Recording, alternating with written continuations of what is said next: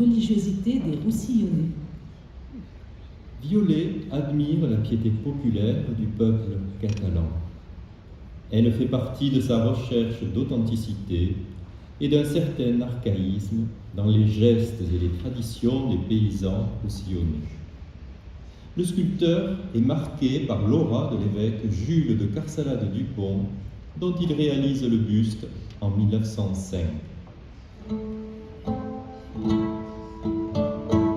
En 1913 est primé le poème intitulé La Madone, écrit par Marie-Ave Barrère.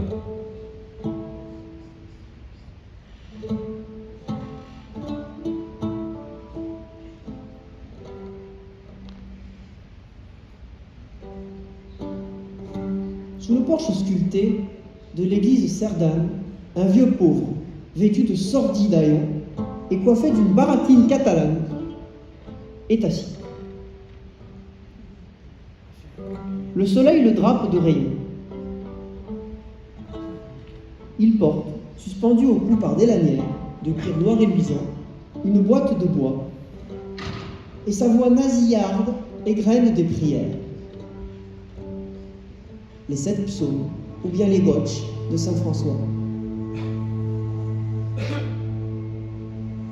Soudain, de la pénombre obscure de l'église, une fille surgit, ayant sur les cheveux un foulard vert et rose, et sa figure exquise, s'encadre des plis clairs du triangle soyeux.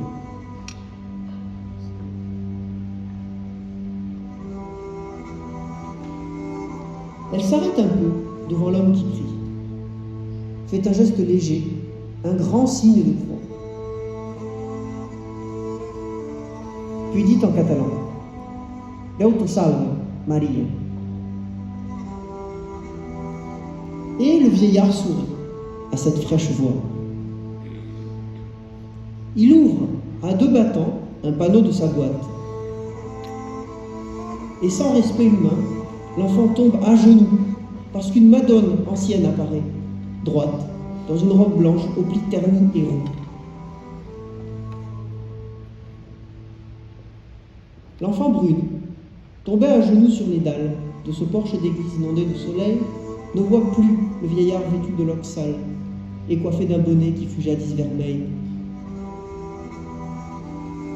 Elle ne rêve pas à des choses passées devant cette madone antique, aux yeux pensifs, qui trône dans la boîte aux planches crevassées.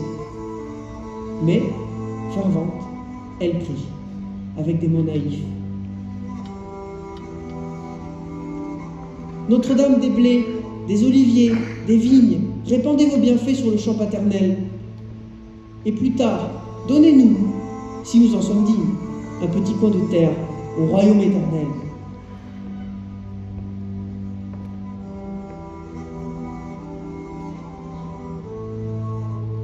La grande mère a plus d'une méchante vague. Si vous le préservez de tout mal, je fais le vœu d'attacher mes pendants de grenat et ma bague à votre cou, madame, avec un ruban bleu. Faites que nous ayons une barque à Collioure, de solides filets, une blanche maison, un jardin avec un figuier, couilles de seignoula et quelques petits gars pour vendre le poisson. Alors, ayant aussi bien défini son rêve, formant avec 2 doigts de sa main une croix, elle les baisse, puis se signe et se relève en murmurant « Ainsi soit-il » à haute voix.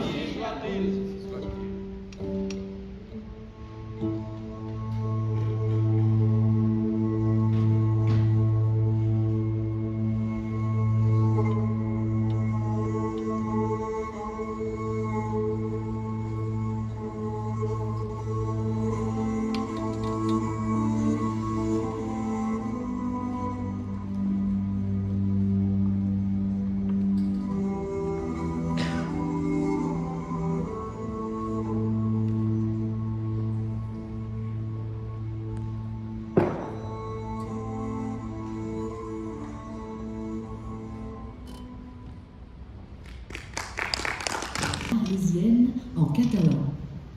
Proche des idées sociales, Violet innove dans le théâtre populaire de plein air, théâtre qu'il veut en langue catalane. Dans cette optique, il traduit l'Arlésienne de Daudet pour qu'elle soit jouée l'été 1909 à Prades. Voici le récit de ce grand moment, écrit par Joseph Sébastien Pons.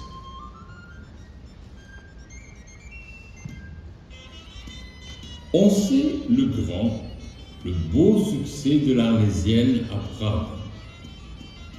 Cette véprée roussillonnaise a plus d'importance qu'une pâle réunion de faits libres autour d'une fontaine.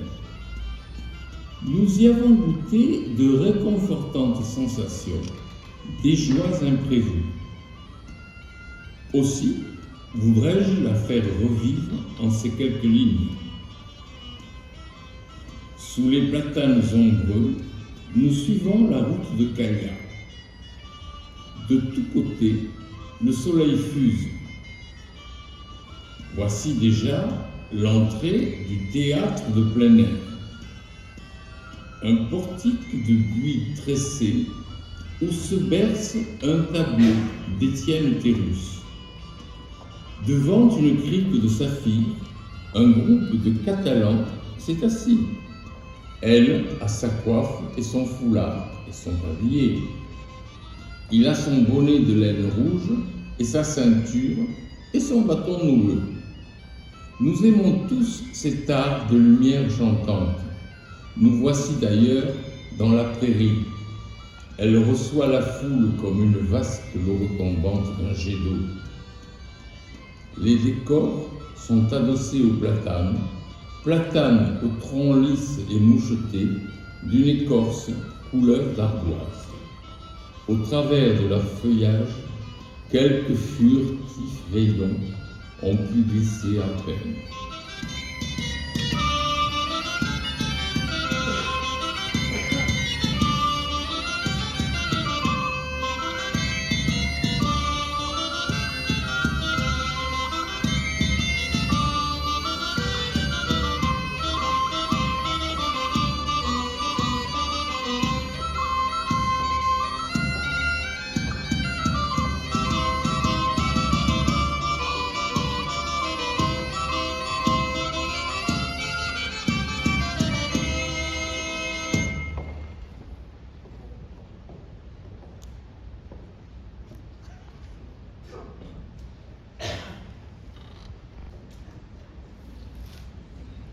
Le monument aux morts de Perpignan, un retable dédié à la paix.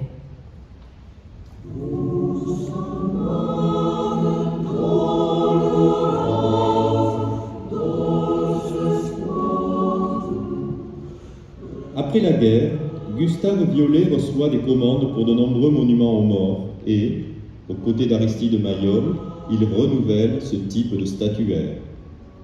En 1924, il crée à Perpignan un gigantesque retable de pierre pour ce qui est encore aujourd'hui le monument à tous les morts du département des Pyrénées-Orientales.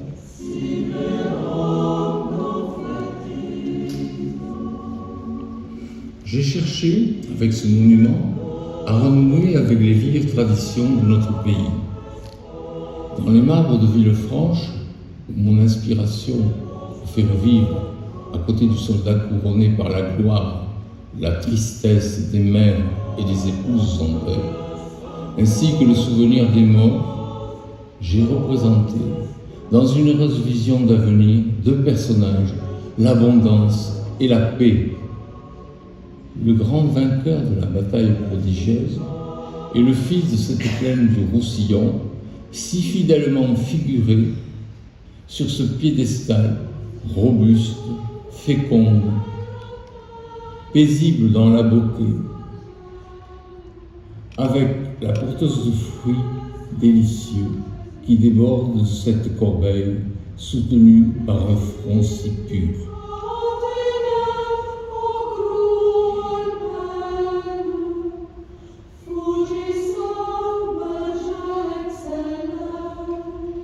Jules Pams dira, l'un des grands peintres de l'heure présente, catalan de Barcelone, a jugé devant nous l'œuvre de Gustave Violet dans les termes suivants. Votre monument aux morts restera comme l'un des modèles de la grande époque des rois d'Aragon et de Majorque. L'art catalan de cette grande époque est fait de sincérité et de clarté, de proportion et de mesure. Nos cathédrales de Perpignan, de Barcelone et de Valence, nos loges de mer sont des monuments de pleine harmonie et de parfait équilibre.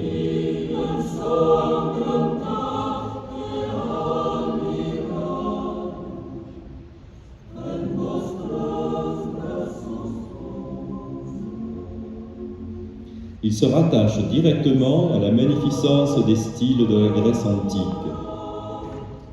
N'oublions jamais que notre Catalogne, comme Gênes et Venise, a possédé la maîtrise de la Méditerranée et félicitons-nous que l'un des nôtres ait ajouté une œuvre remarquable à toutes celles dont nous pouvons nous enorgueillir.